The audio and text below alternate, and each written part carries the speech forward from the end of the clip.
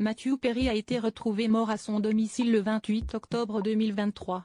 Le comédien de 54 ans avait envoyé, peu avant, des messages à son amie Jennifer Aniston. Bouleversant. Ils étaient restés très proches depuis la fin de l'époque Friends. Matthew Perry et Jennifer Aniston avaient noué une jolie amitié en tournant ensemble pendant 10 saisons. Et ils n'avaient jamais rompu le contact depuis. Bien au contraire. Dans une interview accordée au magazine Variety, la comédienne confie qu'elle a échangé des messages avec son grand complice, le 28 octobre 2023.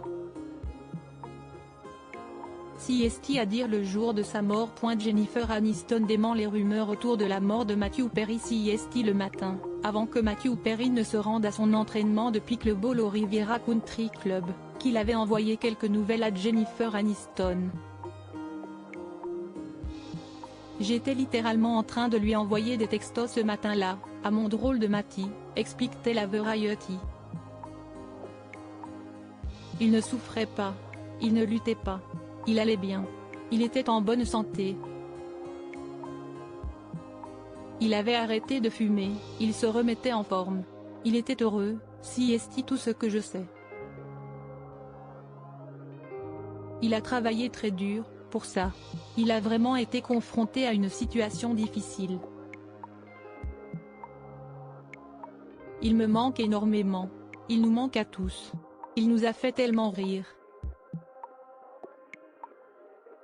Mort de Matthew Perry, un deuil difficile pour Jennifer Aniston. Jennifer Aniston répond sans doute, à sa manière, aux rumeurs qui circulent autour de la mort de Matthew Perry. Le comédien n'avait jamais caché les addictions contre lesquelles il s'était battu. Or, aux dernières nouvelles, la cause de son décès n'a pas été révélée puisque des analyses sont encore en cours. L'acteur de 54 ans avait été retrouvé sans vie par son assistant dans son jacuzzi. Selon TMZ, aucune drogue n'a été trouvée à son domicile, excepté ses traitements contre la dépression, l'anxiété et une maladie pulmonaire. Les 5 autres héros de la série Friends se sont réunis pour célébrer Matthew Perry une dernière fois, le jour de ses funérailles.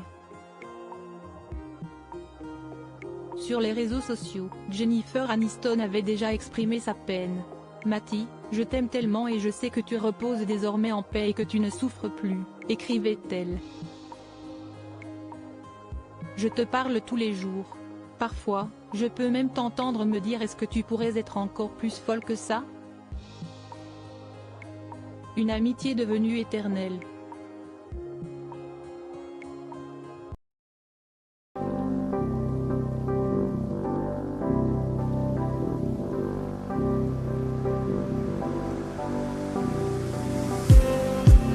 Just need